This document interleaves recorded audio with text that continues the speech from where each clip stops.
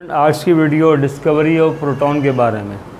इससे पहले वीडियो में हमने आपको इलेक्ट्रॉन की डिस्कवरी के बारे में बताया था, समझाया था।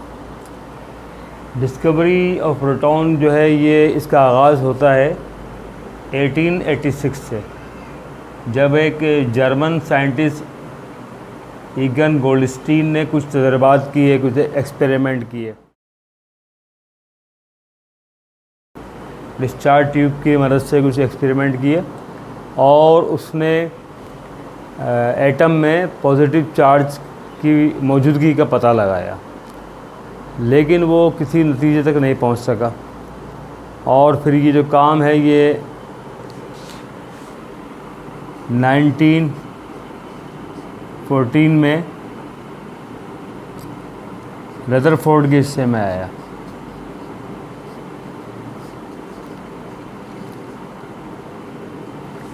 रदरफोर्ड ने बाकायदा बहुत सारे एक्सपेरिमेंट किए जो कि जे थॉमसन ने किए, उन्हीं ट्यूब की मदद से उसमें कुछ यानी मॉडिफिकेशन की। और उसने फिर बताया कि ये जो पॉजिटिव रेज जो कि गोल्डस्टीन ने ढूंढ ली थी, मालूमात कर ली थी इसके बारे में, ये पॉजिटिव पार्टिकल पर मुश्तमिल है। और उन पॉजिटिव पार्टिकल का नाम प्रोटॉन भी रदरफोर्ड ही ने रखा। हम बात को दोबारा फिर यानी मोड़ते हैं गोल्डस्टीन की तरफ। गोल्डस्टीन की बनाई हुई डिस्चार्ज ट्यूब के अंदर आप देख रहे हैं कि ये जो कैथोड है ये है परफोरेटेड है, सुराखदार है, इसमें छोटे छोटे सुराख हैं। ये देखें, 4 हमने पिक्स लगाई हैं, चारों में कैथोड जो है नेगेटिव यानी कि इलेक्ट्रोड जो है वो परफोरेटेड है, इसमें से सुराखदार है कोई। ये देखिए, यहाँ भी देखिए और यहाँ देखिए और यहाँ भी। चीन अपनी सारी फाइंडिंग को कोई हतमी शक्ल नहीं दे सके। और फिर जैसा कि मैंने पहले बताया आपको, रदरफोर्ड ने फिर पता ये लगाया कि ये रेस हैं, सिर्फ रेस नहीं है बल्कि ये पार्टिकल पर मुश्तमिल हैं और ये पॉजिटिव पार्टिकल। इससे पहले चूँकि 1886 में नेगेटिव पार्टिकल इलेक्ट्रॉन दरियाफ्त हो चुका था, तो लामहला एक पॉजिटिव पार्टिकल की तलाश भी थी कि पॉजिटिव भी होना चाहिए।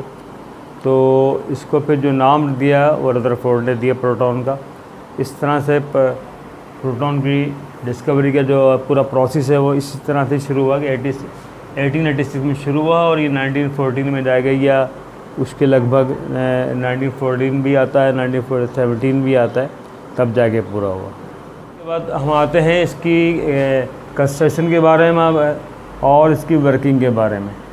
आप देख रहे हैं कि यहाँ जो डायग्राम बनी हुई है इसके अंदर डिस्चार्ज ट्यूब है और इसमें ये जो कैथोड है ये इस तरफ बनाया गया बजाय उस तरफ के, और ये परफोरेटेड है और ये हैवी बैटरी हैगी और इससे 2 टर्मिनल जो हैं, ये पॉजिटिव टर्मिनल है एनोड और ये नेगेटिव टर्मिनल है कैथोड।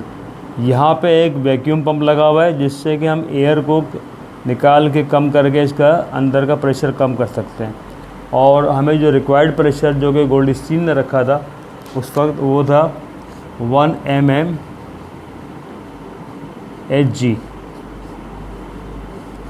ये एक लो प्रेशर है, तो लो प्रेशर और हाई वोल्टेज की मौजूदगी में ये अमल हो सकता है। जब इसको ऑन किया गया, यहाँ से एनोड से रेज गई और कैथोड की तरफ उन्होंने ट्रैवल किया और ये कैथोड के सुराखों में से गुज़र गई, ये रेज गई और पीछे जिंक सल्फाइड की जो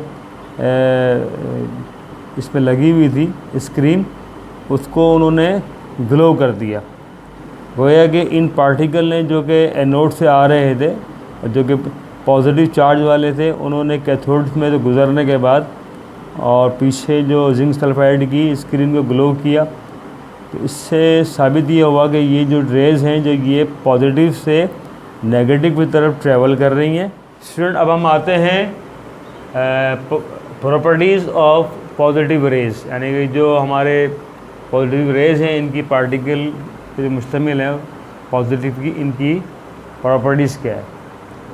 तो ये जो काम किया था आपको याद होगा, ये जो थॉमसन ने मुख्तलिफ़ तरह की डिस्चार्ज ट्यूब बनाई थी और उनमें उन्होंने लाइट पेडल व्हील भी रखा था और कुछ ऑब्जेक्ट भी बीच में रखा था कि इसके शेडो बन रहा नहीं, वो सारा ही रदरफोर्ड ने परफॉर्म किया और उन्हीं तजर्बात की को इस्तेमाल में लाते हुए ये फाइंडिंग की। They travel in straight line, क्योंकि शेडो बन रहा था बैक स्क्रीन पे जाके चीज़ों का, तो ये इस बात की अलामत थी कि जो रेज़ हैं स्ट्रेट लाइन में ट्रेवल कर रही हैं। पहली बात तो ये।